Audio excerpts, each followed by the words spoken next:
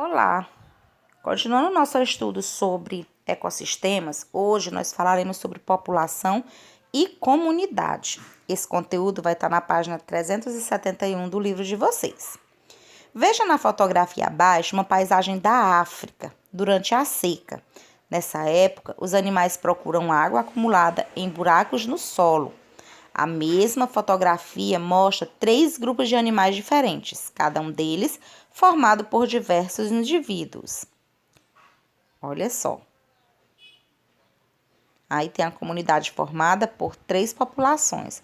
Na fotografia abaixo são representados os animais da mesma população. Veja só.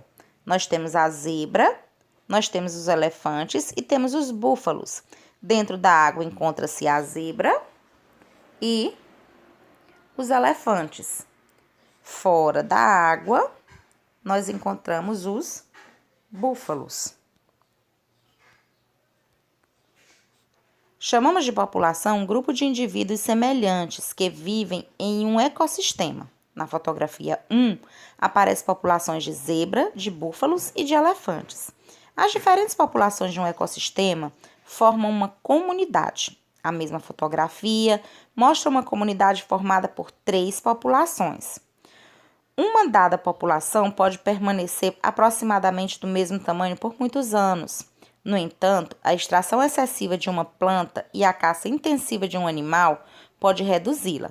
O mesmo pode acontecer quando os seres humanos transformam tanto os ecossistemas que eles deixam de oferecer condições adequadas à sobrevivência da população.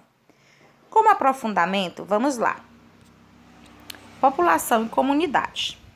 População e comunidade são importantes conceitos da ecologia, que se referem respectivamente ao conjunto de indivíduos da mesma espécie e ao conjunto de populações.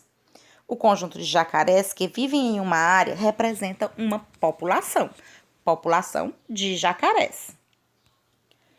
Em ecologia, estudamos as relações dos seres vivos entre si e com o meio ambiente em que vivem. Esses estudos correspondem a diferentes níveis de organização. Podemos, por exemplo, estudar apenas as interações entre os indivíduos de uma mesma espécie, ou ainda estudar as relações deles com diferentes organismos.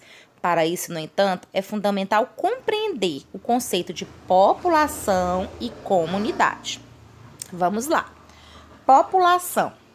Uma população, em ecologia, pode ser definida como um conjunto de indivíduos de uma mesma espécie que vivem em uma determinada área em um dado período de tempo. Os indivíduos de uma população apresentam maior probabilidade de cruzamento entre si do que com organismos de outra população da mesma espécie.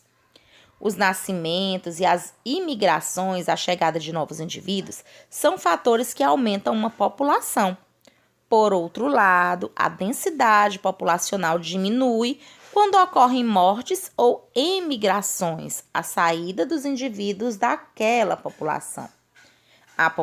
As populações podem variar de tamanho, mas não apresentam um crescimento contínuo e limitado. Se uma população cresce de maneira exagerada, isso pode afetar todos os organismos do grupo. Assim, causar a limitação de recursos, dificultar a reprodução e reduzir a área onde os indivíduos vivem.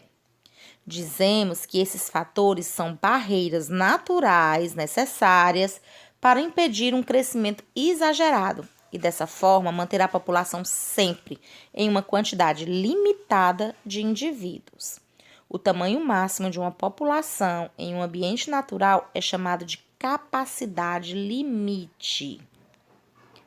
Como exemplo de população, podemos citar os grupos de jacarés encontrados no Pantanal.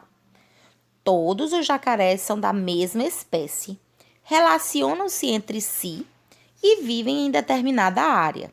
Outros exemplos de população são os leões na savana africana ou as pessoas que vivem em um determinado município.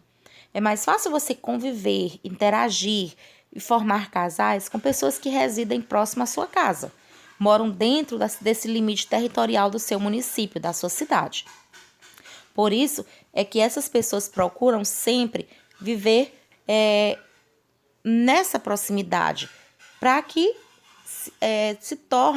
tenham um relacionamento e vivam dentro sempre daquela mesma área. Agora vamos falar em comunidade. Olha aí a imagem.